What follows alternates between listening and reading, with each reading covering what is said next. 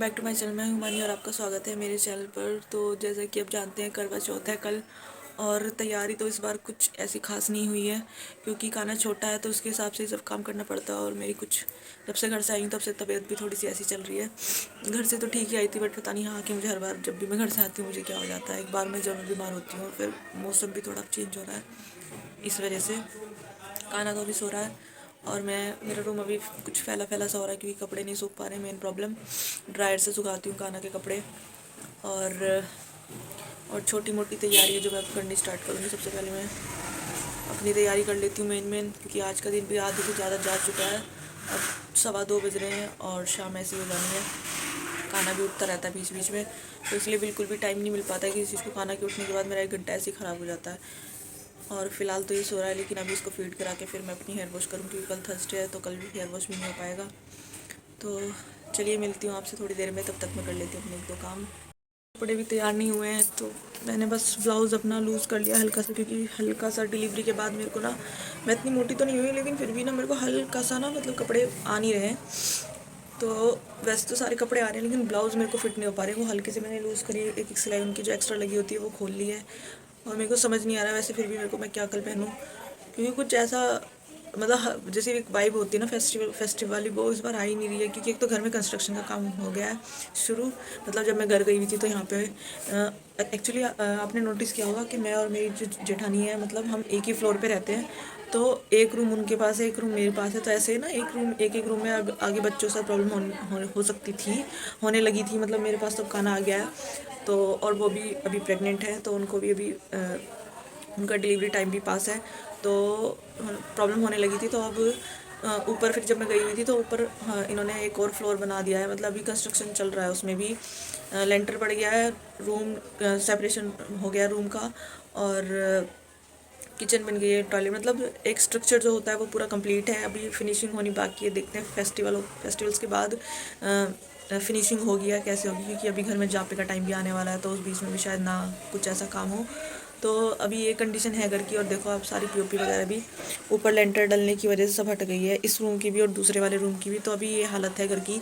तो इसलिए कुछ ना मतलब घर में मिट्टी मिट्टी सी फर्श पे, तो ये सब किच किच सी मतलब पानी हो जाता है तो बड़ी दिक्कत सी होती है। तो इस वजह से भी थोड़ा सा मेरा मूड ख़राब हो रहा है, क्योंकि कहीं भी कुछ भी काम करो एकदम, और बीच में बारिश की वजह से तो इतना मूड ख़राब हुआ था।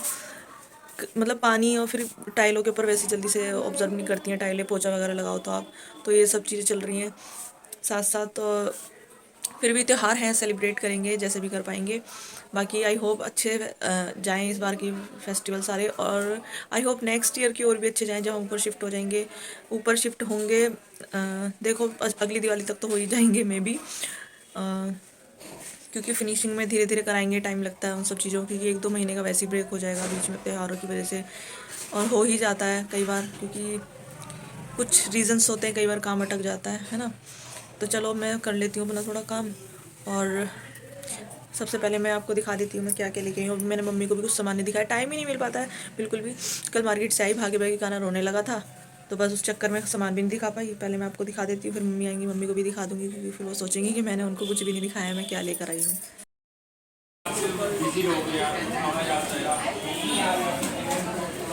मैं बराबर वाली दुकान पे थी, वो जो कस्टमर मेरे साथ आए थे ना, उनको कुछ हिसाब जरा भी वो चले गए भाई। वो कह रहे कि ना वो मेकिंग चार्जेस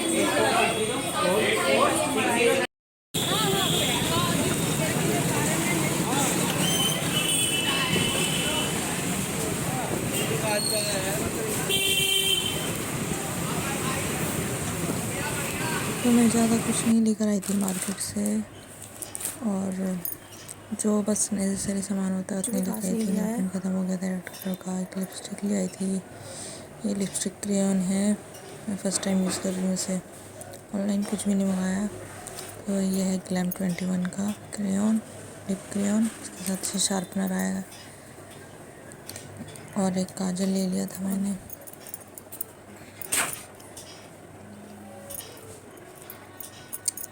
और ये कुर्ती ली थी मैंने जो कि डिफेक्टिव निकल आई है, तो मैं इसको चेंज करने जाऊंगी शाम को, ये जब भी मार्केट जाने का मौका मैं लेके आई थी नोज़पिन, क्योंकि मेरी पहली वाली जो नोज़पिन है, तो नोज़ रिंग मैंने नाक में पहनी हुई है, और ये है नोज़पिन जो कि पहले वाली मेरी टूट गई थी तो मैं चेंज करके ये वाली ले आई हूँ सिंगल लेग की।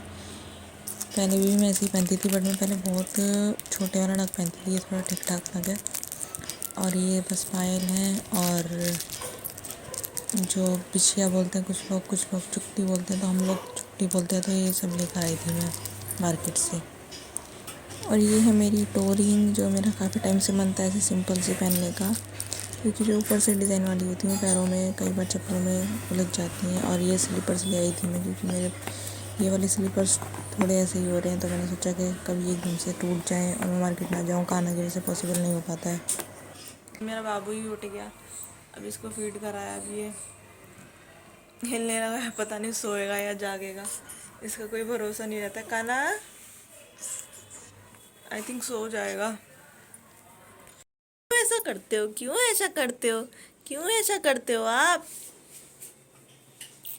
कान्हा को पालने में लेट के ऐसे झूलने में बहुत मज़ा आता है, बहुत मज़ा है, ऐसे तो बहुत मज़ा है। कान्हा की दीदी कैसे बोलती है कान्हा को? लाला, ओ लाला। कान्हा की दीदी कान्हा को कालू नहीं बोलने देती, कान्हा जी बोलती है वो, है ना बाबू? कान्हा की दीदी आएगी गोले लेके आएगी दीदी अब तेरी। कह दे दीदी से फ़ोन पे, दीदी मेरे गोले लेके आई हो, गोला लूँगा मैं, गोला लूँगा मैं, है ना बाबू? बड़ा भैया बन गया है कान्हा तो सबका।